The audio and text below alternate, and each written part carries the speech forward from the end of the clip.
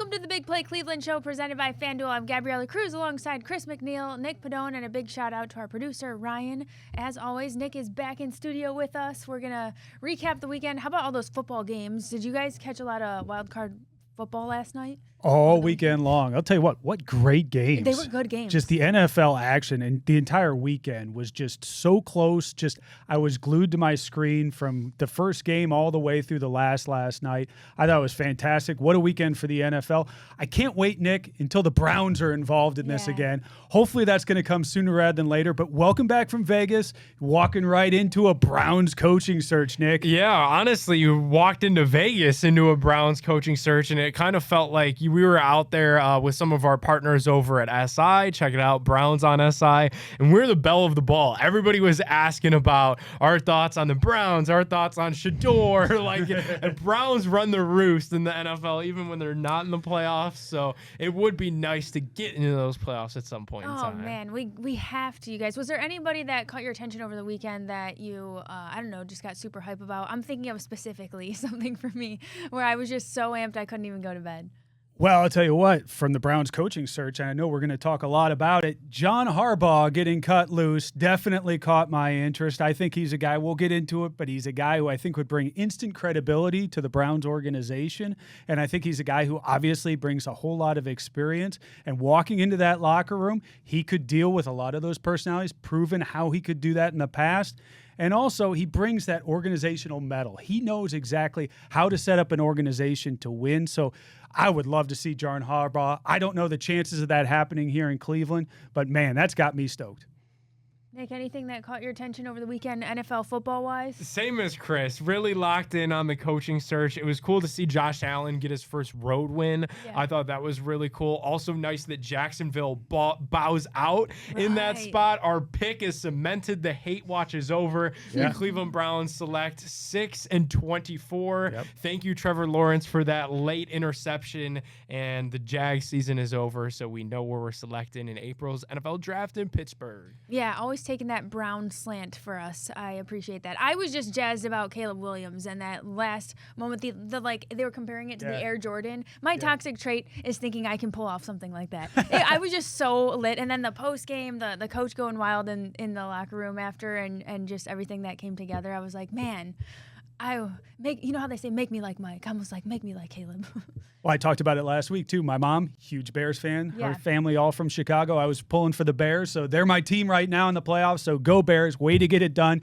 Now it's on to the next game, which they also host, next week. Some point it'll be us, man. To be worst to first like that, new head coach in Ben Johnson. Maybe this is all setting it up for the Browns. I hope so. Okay, for McGrandma. That's what we'll do.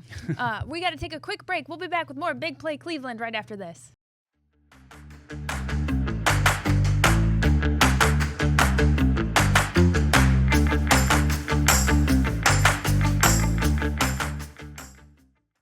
Welcome back to the Big Play Cleveland show. Our Cleveland headlines are brought to you by Smart Choice Windows. And right now at Smart Choice Windows, you can get 50% off all windows during our limited time promotion. Plus, take advantage of their special financing with no money down and no interest until 2027. If you're looking to upgrade your whole exterior, Smart Choice Windows is offering $1,500 off siding for your entire home and $500 off entry door installation to boost your curb appeal. And remember that every project starts with a free, no-pressure estimate. So give them a call at 844-GET-SMART or visit smartchoicewindows.com and make sure to ask about that Big Play bonus to get an additional 10% off all promotions. Okay, gang, this Browns coaching search, we've already been seeing some names and all the updates. It's been quite a week as this has opened up. Is there a favorite? I know, Chris, you were talking about John Harbaugh. Yeah. Any others that are favorites for you? Nick?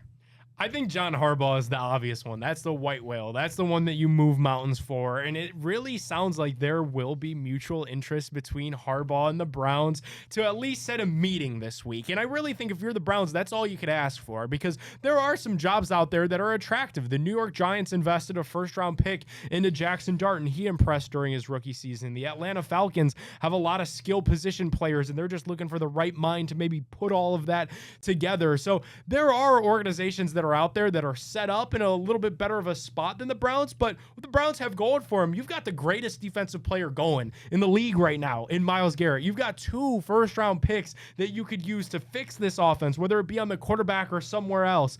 Not to mention, John Harbaugh was enamored by Shedeur Sanders there in the 5th round of that NFL draft, and the Ravens were the team that were thinking about drafting him. So I do expect the Browns and Harbaugh to meet at some point this week. And for the Browns, I really think that's all you could ask for, is to pick his brain. The first question that should be asked is, how'd you dominate us all of these years, John? How'd you do it? And what would you do to turn this thing around? I really think it could be an eye-opening conversation for the Browns as they go through the rest of this surge.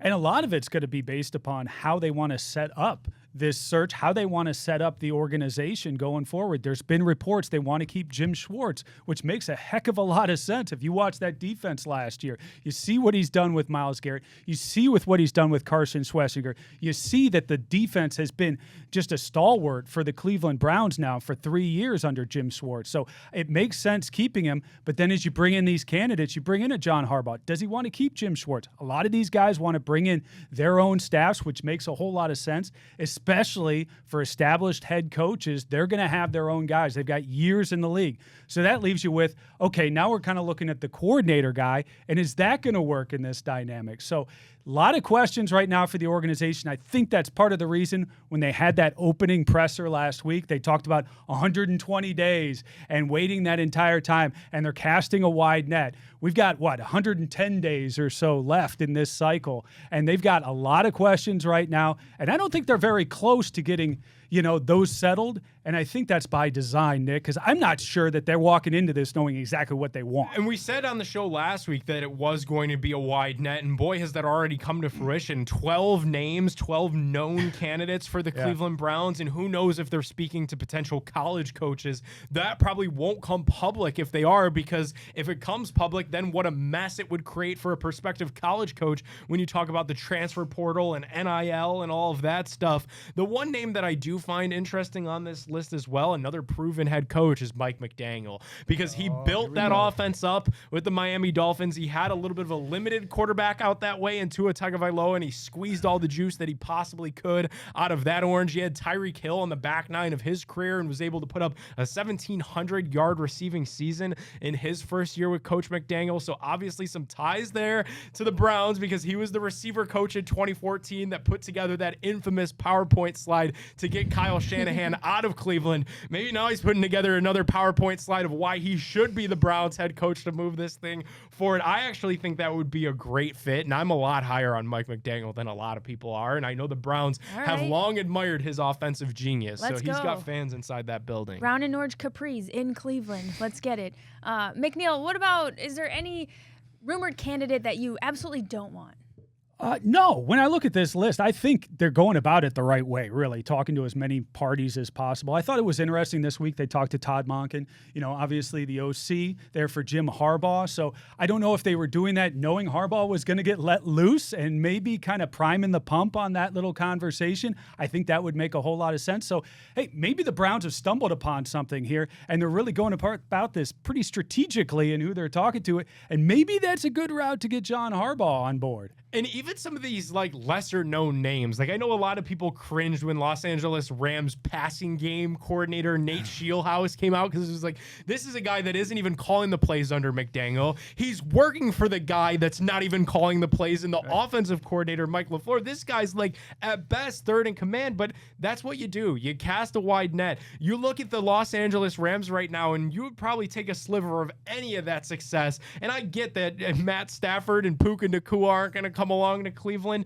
but you look at some of how McVay's other coaching tree members have done in the National Football League, and they're holding their own. So I wouldn't necessarily hate any of these names that are on the list, and I agree with Chris. I actually think they're going about this the right way, and they're meeting with as many people as possible, which is good because they haven't done this in 6 years. A lot changes in the National Football League in 6 years. So even if you're not even really remotely interested in hiring some of these guys, it's good to just have a conversation and learn what they're about, learn their experiences, get their perspective on what they would change about the Cleveland Browns, because you've had a lot of groupthink, I think, over the last 6 seasons, and it's time to maybe break away from some of that. One of the things that hasn't changed in 6 years is for it to be an attractive coaching position, you've got to have a quarterback.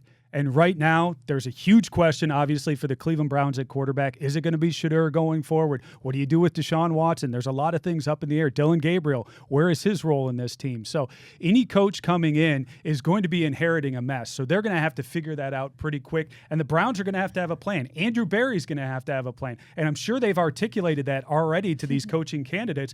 I'd be interested to see what it is. And I'd be interested in if it's any better than last year when they told Myles Garrett what their plan was, and he kind of smirked, and then we saw what the actual plan was, and boy, what a mess we had last year. I think it's probably a double-edged sword. If I had to guess, my guess would be that when that question is asked, say I'm Mike McDaniel asking the Browns, what's your guys' plan at quarterback? I bet the Browns flip that right back around on Mike McDaniel. What's your plan for us? We're open to all options, and we've got options because we've got 2 rookie quarterbacks that we've invested a little bit into, not a lot, in a 3rd and a 5th round pick, and we at least saw some things out of both of those guys. We know Dylan Gabriel could take care of the ball, doesn't do much more than that. We know Shedeur Sanders is capable of some big throws, but he's got some sure holes in his game that we'd like to get cleaned up. And then we've got these 2 first-round picks that we could use kind of at our disposal if we feel like really making a big splash for a rookie QB. So they've got options, and I think you could spin zone that on prospective head coaches and let them in on this process, something that Kevin Stefanski was never allotted the opportunity to do.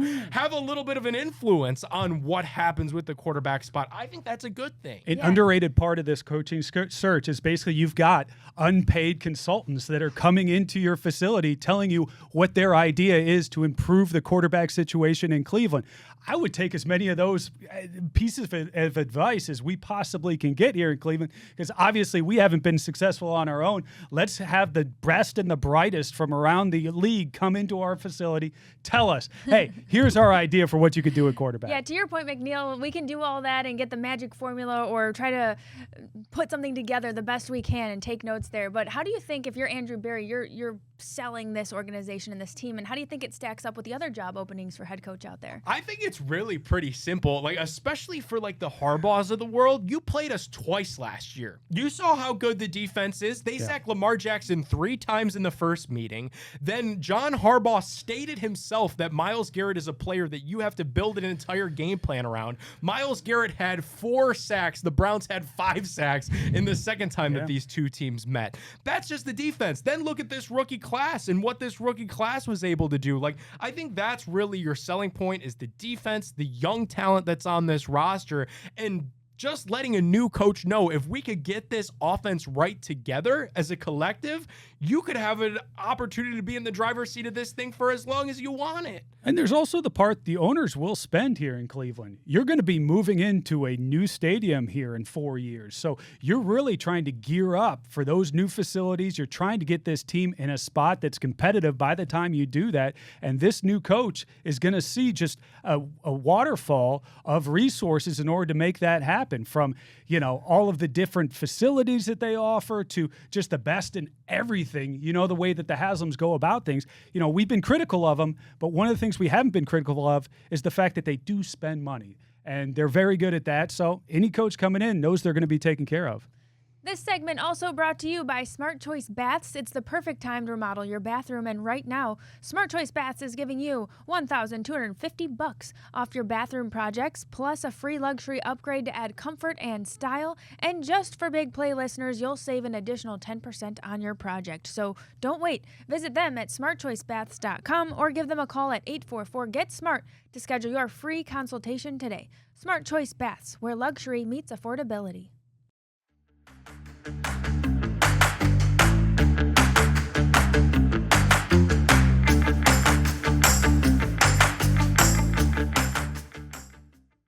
Welcome back to the Big Play Cleveland show. Our featured interview for today is brought to you by Garage Beer. Garage Beer is the perfect beer for any occasion. It's small batch, no frills, no bitterness. It's just beer that tastes like beer. And the garage is always open with Garage Beer.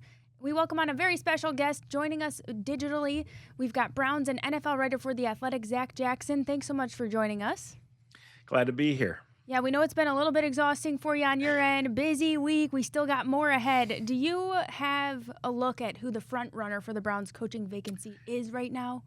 I don't know that there would be one at this point. I think in a way you could look at it like Mike McDaniel is. He's next up. He has head coaching experience. There's a case to be made for valuing that. We heard his name floated 2 weeks before Kevin Stefanski was fired. And as smart as this team collectively seems to think it is, there's a lot of it that is predictable. But I don't know.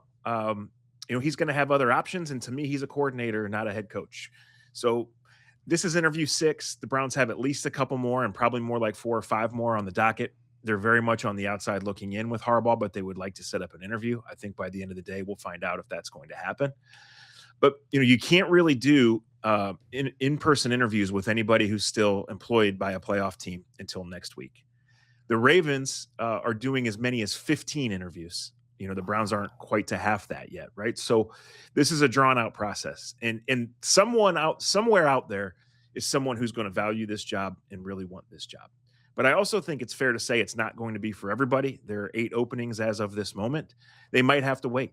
Or even if they don't think they have to wait, and the Rams or the Bills or someone that they really covet makes the Super Bowl, that's still 4 weeks away from yesterday, right? I'm not very good at math.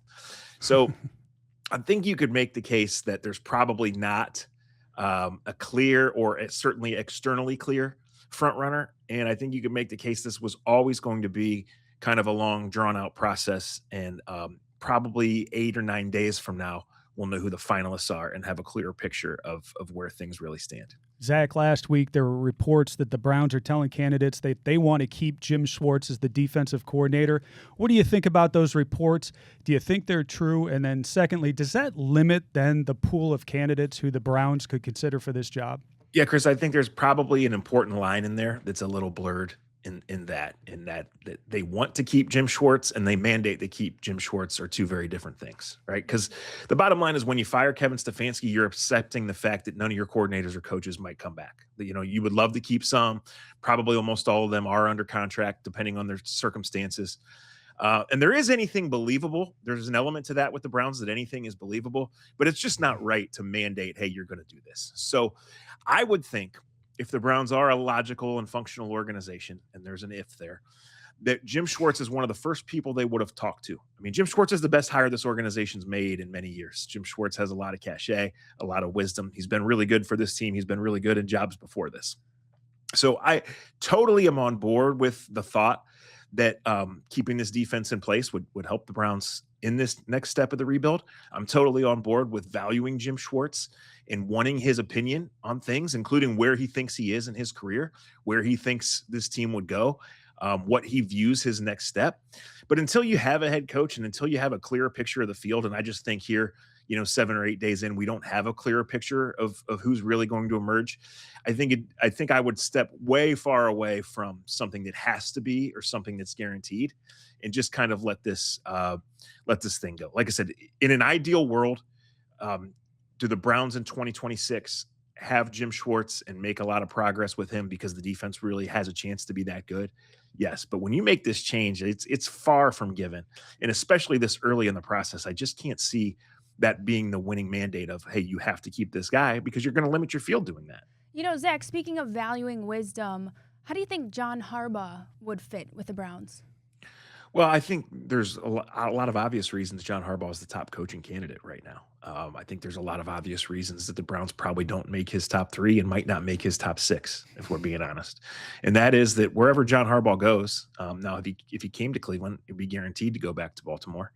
But he would want to go back with a team that can go toe-to-toe. And defensively, the Browns have been really good against Lamar and the Ravens. There's numbers to back that up. And hell, it just happened about 8 weeks ago, right?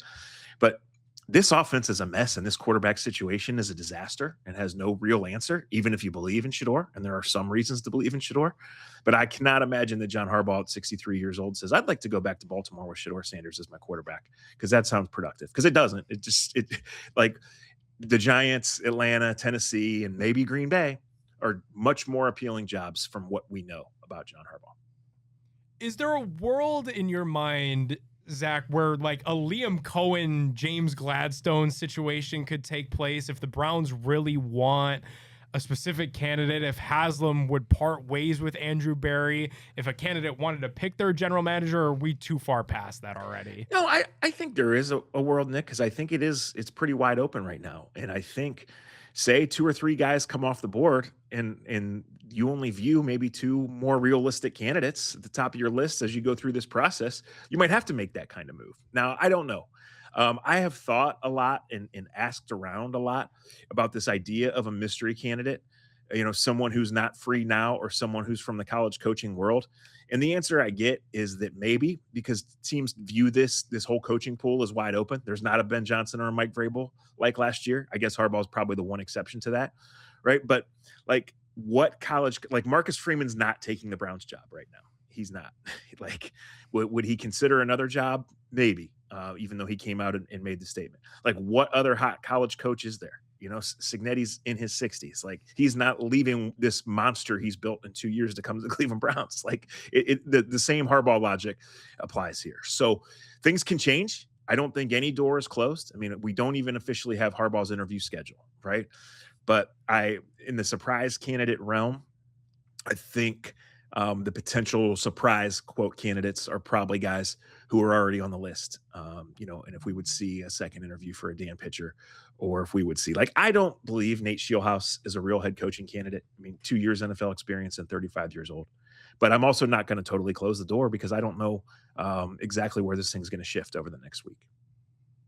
Do you think as we progress through this, especially like Andrew Berry's remarks about how their list of head coaching candidates could look different from other head coaching candidates lists, and you just mentioned Scheelhaase, and obviously Dan Pitcher, like, is there a piece of Andrew Berry that probably wants to try to find his Sean McVay, maybe his Kevin Stefanski, who didn't interview with anybody else besides the Browns 6 or 7 years ago? Yeah. I'm glad you mentioned Stefanski for 2 reasons. One, the Browns were the first team to ever interview him. The first time around they did that, they hired Charles Frederick Kitchens, and we all know how that went. But secondly, I compare this, Nick, to this thought on the outside of, like, when people would just come into the games and just decide that Stefanski was a bum and that he had to go. Like, if you just decide that Andrew Berry's smarter than everybody, and of course they're going to hire a coach that nobody's heard of, then that's fine. It might work, it might not. I totally am on board with interviewing outside the box, if you will, candidates. I'm totally on board with doing a thorough search, because you're not just doing this to hire one guy and win the press conference on January 26th, for example, right? Like, you are trying to solicit opinions on your franchise. You're trying to interview candidates and figure out who's out there and how they might fit. And so, sure, to an extent, and maybe even a significant extent, do I believe that there's some sort of plan that would involve building with Jim Schwartz and younger, maybe less qualified on paper coaches? Sure. Do I believe that the Browns really think Dan Pitcher is a top candidate, or a legitimate candidate, I should say? Yes, I do. But where is that line in terms of they're just trying to outsmart everyone versus what is realistically their best option, and what do they hear over the next couple weeks? There are cases where guys are the top candidate and they hit. Ben Johnson and Mike Vrabel right now jump off the page. There are cases where a guy is perceived as a top candidate, Hugh Jackson, and then you get in the process and nobody really wants him, or it's a bust.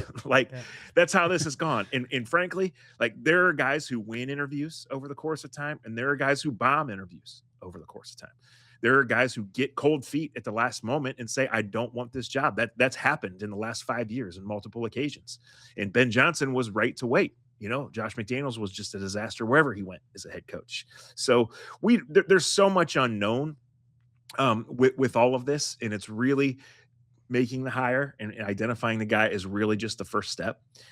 And so, the way I look at kind of this whole thing in terms of what's next is, I'm curious if it is a McDaniel or someone who else has head coaching experience, if they're on a shorter leash, if it is a Pitcher or a Scheelhaase, are we back in a 3.5-year plan with the Browns, and is it okay? Because frankly, when you look at the roster and you look around, like, that might be the case, because one of the reasons this is not an easy sell to a top candidate is it's not just the quarterback room is in the bottom 3. The offensive line is non-existent. The offensive situation is a disaster, and the cap situation is not great either. I know first things first, we were talking about the coaches. Let's talk a little bit about the draft, since over the weekend with the Jaguars losing, that solidified that 24th pick is going to go to the Browns. We're picking at 6 and 24. What do you think is the Browns' philosophy going into the draft with those two at the top and with the rest of the draft overall? I think you could make a case that it's tackle. I don't think that it goes that way. I think there's going to be a whole lot of talk, Chris, about Jordan Tyson versus Carnell Tate. I think there's going to be a whole lot of talk about, can you take a receiver before you have a quarterback or a number one tackle in place?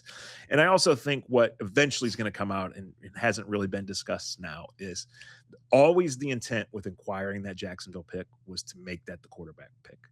And so I totally, even though I don't think it makes sense for the way things are right now and what the temperature of the Browns franchise is and the way this draft class looks, that pick was always intended to be traded to go up and get your quarterback. So you have to look at it in that realm. And again, then it becomes this whole discussion of, would you trade down again, or are you just trying to trade out and be in the quarterback derby next year? People don't want to hear that. People don't like that. And people don't even want to discuss it right here in early January. And I get it. But in the long-term building of trying to get back closer to being a realistic playoff contender than being a team that's just a little bit better than the Jets and the Raiders, that might be the move. Zac Jackson, we thank you so much for your time this morning. You can catch his stuff. He's covering Browns and the NFL for The Athletic. Anything you want to plug while you're here before we let you go? Zac Jackson and Friends, the podcast that's sweeping parts of Southern Summit County. So check it out. Love it. Thanks so much. We're going to take a quick break. We'll be back with more Big Play Cleveland right after this.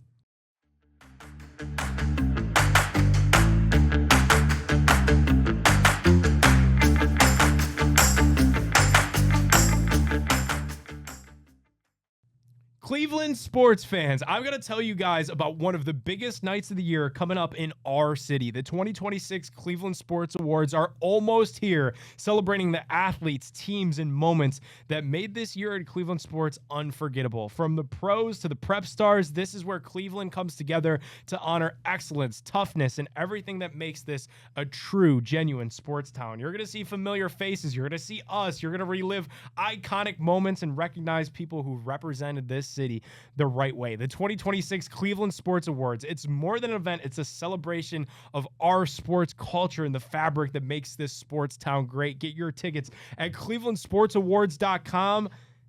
We will be there. Cleveland's best takes center stage. Trust me, this is a night that you're not going to want to miss. clevelandsportsawards.com. We'll be back. Big play at the Cleveland Sports Awards. We'll be all jazzed up and dazzled up again, so we'll see you there.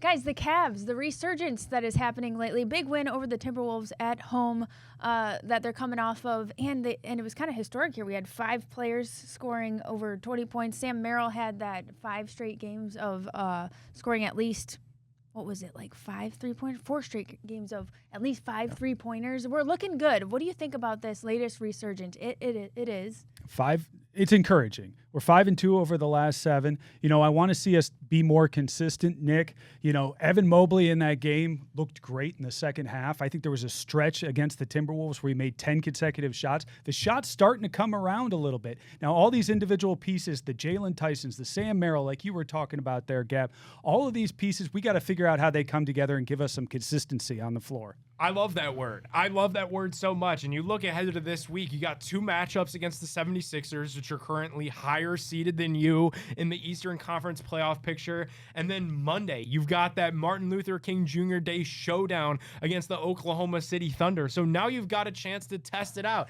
You've got a chance to take the car out on the road and see what it could do a little bit. You feel like you've maybe turned a corner and things could be on the straight and narrow, but now do it against some of the upper echelon teams in the NBA. I like what I've seen out of the Cavaliers. I like that I've seen that it feels like their offense has finally started to figure it out a bit, but you got to be consistent. It's got to be able to last a little bit more than just 1 week, because if it doesn't, you're going to find yourself right back in this 7th, 8th seed NBA play-in conversation, and that's just not acceptable.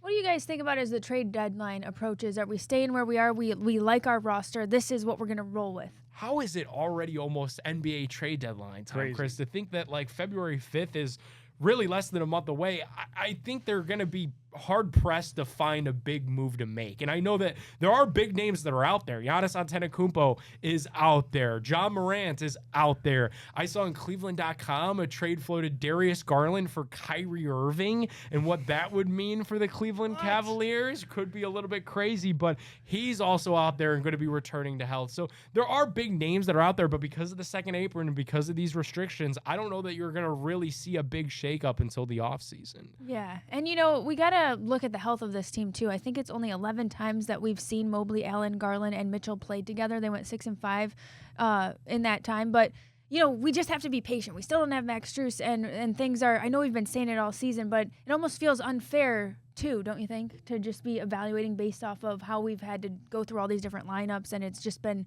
uncharacteristic of last year. Yeah. A little bit, but because the rubber has to hit the road eventually. Like, you can't ignore that coming into this season, we said we were supposed to be on this war path with the Knicks, and it was supposed to be Cavs, Knicks, Eastern Conference Finals, no matter what. You got to get out of the second round. Maybe now that the calendar is flipped to 2026, they're making those strides necessary for that to come to fruition. But I can't say that anything's been unfair to date, because this was a season where your expectations were sky high. It was genuine NBA Finals expectations. So anything short of that would still be a massive disappointment in my mind. Well, we're officially halfway through the NBA season. If I was grading the first half of the Cavs season, I would give them a... This is a pass-fail season. That first half of the season was a complete fail, I'd say, for the Cavs. I know that we've had all the excuses. Well documented here. We were just talking about it with the injuries, with the rotations, and what we were forced to do in the first half. But we were the number one team by far in the East last year, number one seed, and we weren't able to get it done. We came into this season saying, okay, we want to coast through the regular season, put ourselves and set ourselves up for the playoffs. And right now, we're still a team in transition. We're still a team trying to find ourselves. It's encouraging that we're 5-2 over our last 7 right here, but this is a team that is destined, hopefully, for something more than just making the playoffs. And that's where we're at right now, Nick, is just making the playoffs. We had championship aspirations with this roster, and right now we're not looking like a championship team. We're looking like we're a 4 or 5 seed in the East. I agree. If this is pass fail, the Cavs are in summer school, and that's not a good thing, because we wanted our summer school to be the NBA Finals. So the good news is it's a long season. That's the one thing that everybody talks about in the NBA. You still got about 40 or some games to get on the straight and narrow, but think about all of that is going to need to happen in that short time. The core 4, if you still want to call it that, hasn't played together a bunch. Then you're going to insert Max Strus into a lineup that has been hard for Kenny Atkinson to construct at times. I mean, he's trying to put Craig Porter Jr. into the starting lineup, for crying out loud, just to get a little bit of momentum and a little bit of oomph offensively into that thing. So there's going to be a lot more changes that come over the next 40 games. I will give it a fail as well, Chris, because right now you're sitting there in the 7th seed. This was a year where you're supposed to be the 1st seed and talking about going to the finals. And maybe we've rehashed it a little bit, but biggest concern then with this team at this point in the season? Consistency. Finding that consistency. We got to set ourselves up for the playoffs. And mine is mentality. When the lights get bright against the New Yorks, like Jared Allen, it's awesome that you could ball out against the Minnesota Timberwolves in the middle of the day on a game that isn't even on normal TV. You got to do it against the Knicks. You got to do it against one of these teams that actually are going to challenge you for something in the NBA playoffs. And until you can hang with some of those upper echelon teams in the NBA, I think a lot of people nationally are going to look at the Cavs as a pretender. Yeah, do you think that comes down more to confidence or focus? We've been talking a lot about focus. I know Kenny Atkinson has been harping on this a lot, but even they had to make a conscientious effort to start that game against the Wolves. Start with intensity, and that third quarter especially, start with intensity. And I just feel like if you want to be a playoff team, you want to be a championship team, we shouldn't be having to tell you to do that. Yeah, and you got to build on your successes. You have a little bit of success here that, like I said, going 5-2 over the last 7. Continue with that. That's what builds confidence, and we're really building towards the playoffs. That's what we're looking for. That's the end goal here. And to Gab's point, yeah, like the coach shouldn't have to be sitting up there like harping on focus when this was a season when you had genuine title aspirations. Like, imagine the 2016 Cavs with Kyrie and LeBron and Kevin Love. Everybody knew what that was. There was no preaching that needed to be had about focus. Everybody knew if you don't win the title this year, there's a chance that the greatest player of all time skate in town again, and all of your rear ends are going to be on the line to answer for it. It was a pressure cooker year, and they delivered. I think that's where we need to get to now. You need to realize this is a pressure cooker year. Donovan Mitchell talks about at the end of every failed season, I want to win with Evan. I want to win with Jarrett. I want to win with Darius. Well, guess what? If you don't win the championship this year, you ain't going to win with any of them guys unless it's in a different NBA market years down the road from now, because they're all going to be gone. Do you think that had to do with LeBron, though? I mean, LeBron will get on you. I think so. You can't let Big piece of LeBron it. down. Big piece of it, yeah. And I don't think there is anybody outside of Donovan that has that mental makeup on these Cavs right now that required to crack some skulls and make it happen. Right. You almost need to be a little bit more of a a-hole. I don't know. Can we say that? You gotta. Don is just so effervescent. His personality. He's so nice. He's so well spoken, and he does get on people. But every once in a while, I wonder, like, do we just need someone threatening? Jose Ramirez opening up about why he decided to take a hometown discount. That was very sweet. It was very honest, I thought. He talked about how the fans here in Cleveland never boo him, and it's kind of funny. As fans, we always assume that this stuff kind of rolls off their backs, and the guys hear it. I mean, they actually see it. So that was nice to hear. Really, some positives about Cleveland, what it's meant to his family, what the fans mean to him. That's all great. There's also a bit, and I saw this pointed out on social media, a bit of Stockholm syndrome because, in Cleveland, we do have some more money than what we let on. I think we're a small market team, but we could still go out and get a hitter. We could give Jose Ramirez a little bit of help. He's giving us the benefit of the doubt when I don't think we necessarily, as an ownership group here in Cleveland, deserve it. And I think right now, a little bit of what he's doing is just giving those friendly Spider-Man reminders of, hey, I gave you guys kind of a generational discount here, and if we did nothing with it, it would be kind of a massive disappointment. He's doing it in a classic Jose Ramirez fashion, very classy, very appreciative of the fans. Yeah. And you look around some of those other markets, New York, Francisco Lindor got booed his first how many years there? 2 or 3 years were the booing Frankie out there in the Big Apple, and that's not how we treat our guys here, especially somebody like Jose, who's always put the city of Cleveland first. I want nothing more than to win with Jose Ramirez on this roster. I sound like a broken record when I talk about it, because one day I'm going to take my little kid's crazy world to imagine past his statue, and I want to say that guy won here in Cleveland, and he was just a phenomenal player to follow and a phenomenal player to cover. That's what Jose means to the Guards. That's what Jose means to Cleveland, and I do think it's up to ownership now to spend a little bit of money, get another bat or two in here, and contend for something meaningful with Jose Ramirez in his prime. Pitchers and catchers report in a month. It's coming up. Close. It's coming up. God, Nick, I wish we could find a way to get back out there this year. We've got to take a quick break. We'll be back with more Big Play Cleveland right after this.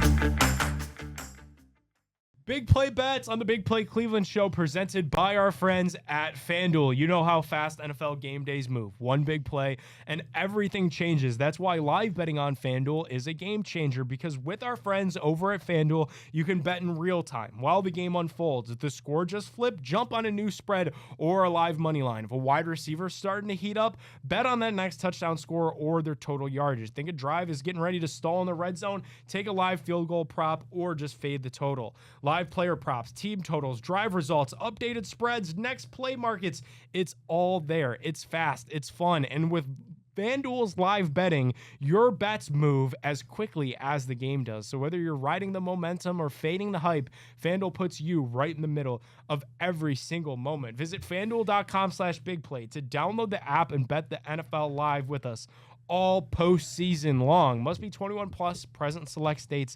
Gambling problem, call 1-800-GAMBLER or visit rg-help.com. All right, guys, college football, the national title game here. It's number 10 Miami versus number 1 Indiana. Miami 8.5-point dogs. I like Indiana to cover. I really do. I like them to cover 2 scores. I don't know if everybody's seen the happy, sad bus meme right now with Curt Cignetti and Fernando Mendoza. Fernando Mendoza being the happy one along this trip. Curt Cignetti out there all sullen as they ride the bus. But it's one of those. I think the bus is going for a championship for Indiana this year. I like the momentum they've got so far. I like everything that I've seen from Fernando Mendoza, and I think they're going to get it done, Nick.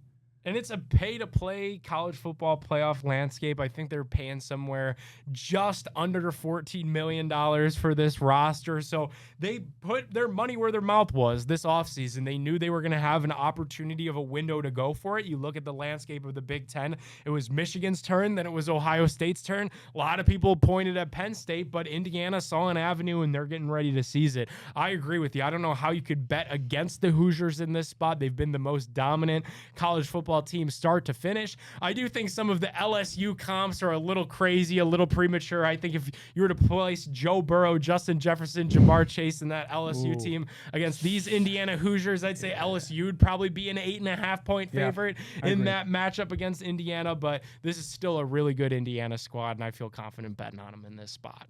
Let's take a look at the divisional rounds here in the NFL. Rams at Bears.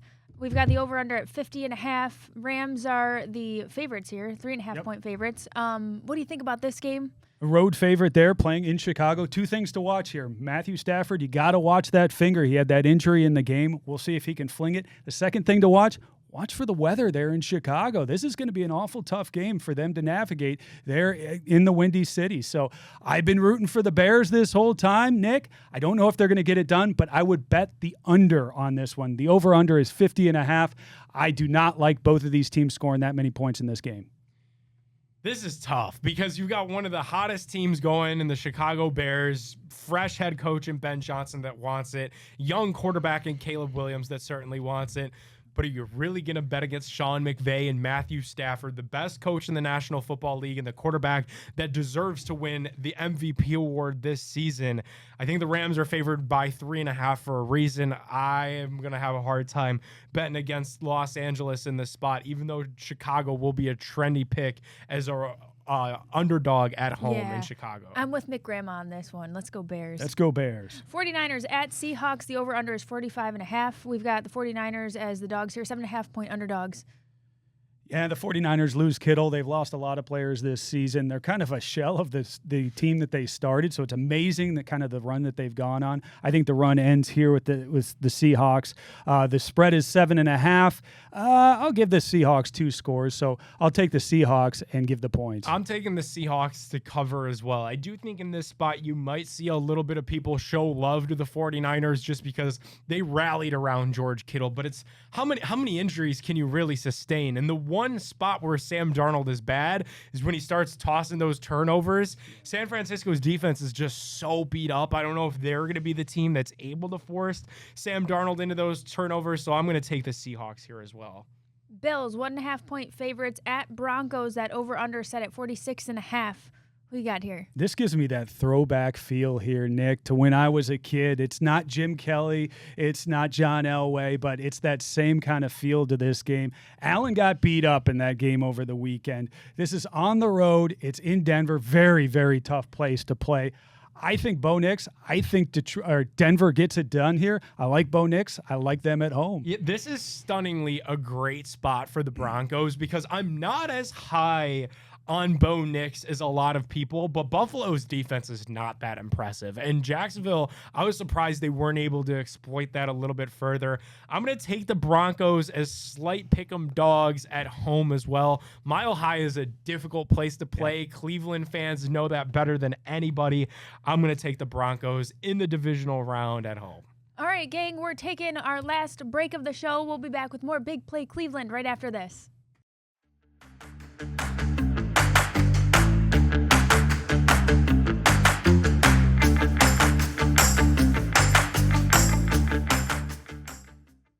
Welcome back to the Big Play Cleveland Show. We are joined by a very special guest. We've got Clevelander Scott Phillips. He's the Executive Director of the American Bowl. This is the inaugural American Bowl All-Star Game taking place in Orlando, Florida, January 22nd. Scott, if you could tell us how this bowl game came to be. Well, I would love to give you some amazing story, but I got into football All-Star Game world back in 2021. Working for a game called the Hula Bowl for about 4 years and coaching in college, and really took a passion to finding ways to help college seniors make their way into professional football. And last year we sort of decided that our staff wanted to elevate the experience and really create a top-notch experience for guys and partner with the NFL. And so that's what we've done. So this one is broadcast on the NFL Network. We're at Southeastern University right here behind me. Over at Victory Field, where the game will be held, practices at University of Central Florida. And, you know, we see the American Bowl as a really important step in the NFL draft process for 120 of these college seniors. And the coaching staff, we've got some really great coaches on deck for us, Brian Billick and Mike Smith. How'd you get them in?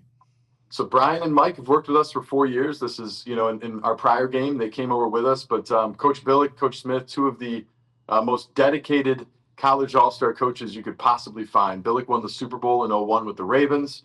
Mike Smith was the NFL's Coach of the Year in 2008 with the Falcons.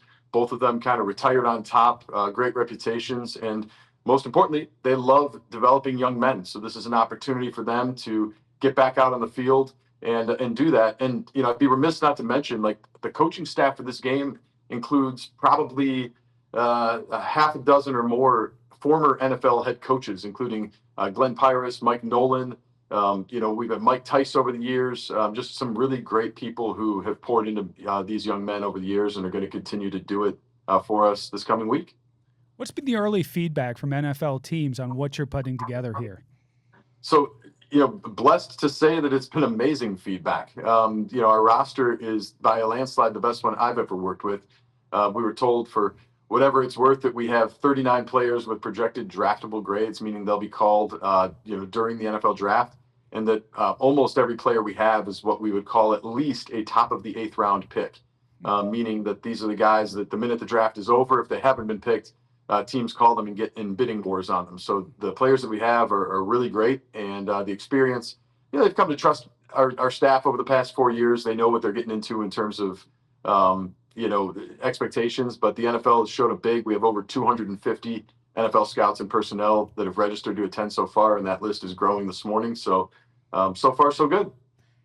Who should we keep an eye out for? I know that you've got an affinity for DeQuan Finn, quarterback, and I had my JCU eyeballs out. I see Ty Montgomery is on this roster. Any spoiler alerts for the roster we can get a preview? Look, hey, we're Big Play Cleveland, right? So let's talk about that. We have Tomas Rimac.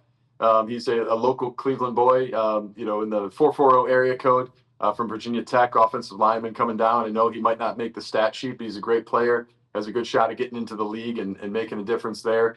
You mentioned DeQuan Finn, former quarterback at the University of Toledo. He was the Mid-American Conference Player of the Year in 2023, won a MAC championship in 2022, beat out Caden Salter in a bowl game down at Liberty.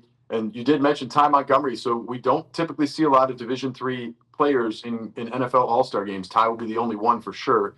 But we're really excited to have him down there and then have him showcase his talents against big teams. And then another local guy from Youngstown State, Max Tomczak, one of the, I believe he was a single season record holder as wide receiver for the Penguins and did a great job. So, I do my best to avoid my biases from Northeast Ohio as best I can, but certainly these guys are right in front of us and we see them. And sorry, one other I forgot, Mason Woods, leading tackler for the Kent State Golden Flashes, is also in the game, linebackers. So, quite a few guys from the area, and I think there'll definitely be plenty of people paying attention to them at the NFL level. Cool. Yeah, Nick is a Kent State grad.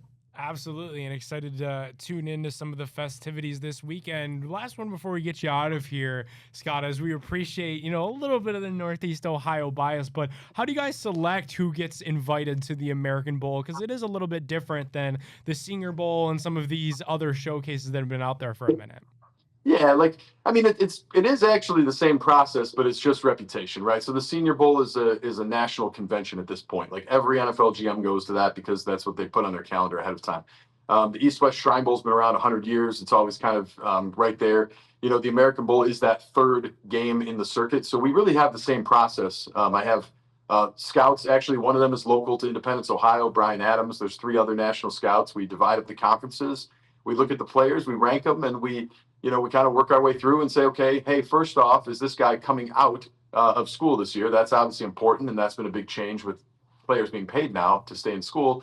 And then we say, okay, well, is he so good that he's going to play in the East-West Shrine Bowl or the Senior Bowl? And if he's not, okay, now we can take a look at him and kind of make sure that he's highlighted in the American Bowl. So we do pretty much the same process. We have our national scouts. We work with the NFL on their recommendations here and there, but for the most part, we go through it, with our own eyeballs and make sure that we like them. And this year, probably all but 5 or 6 of them, I watched myself, up until this week, really, the late additions to make sure that we have the quality control in place. So I think it'll be a good game. The roster should be really solid. Cool. Well, Scott, we appreciate your time. I know you'll also be doing some coaching. If you want to explain a little bit of that role, because you're a man wearing many hats for this thing. Well, they got me, Gab. I coached quarterbacks for a couple years in these All-Star games, and became Brian Billick's play calling offensive coordinator. Some years that looks good, and then there's years like last year where we didn't score a lot, but I have to take credit for that. I am Brian's offensive coordinator and quarterback coach. So, every year he kind of says, "Are you sure you can do this?" And I guess until I can't, I will. So this year it's still Coach Scott, and I've been blessed. Like a lot of these guys that I've coached in the All-Star games of the year are in the NFL. I mean, the guy who started the last 4 weeks with the New York Jets, Brady Cook, was my main quarterback from last year's squad. So I'm looking forward to it this year. And the big one for me, Gab, as you know, I mean, one more run with my guy, DeQuan Finn from Toledo. That's going to be a blast. Really looking forward to having one last show with him. Yeah, we're excited to check it out. And I'll see you next week, too. Thanks so much, Scott. That's a wrap for our show. Actually, we're wrapping up on you, Scott. A high note there. Thanks for your time, and we'll see you guys all next week. Thanks for watching Big Play Cleveland.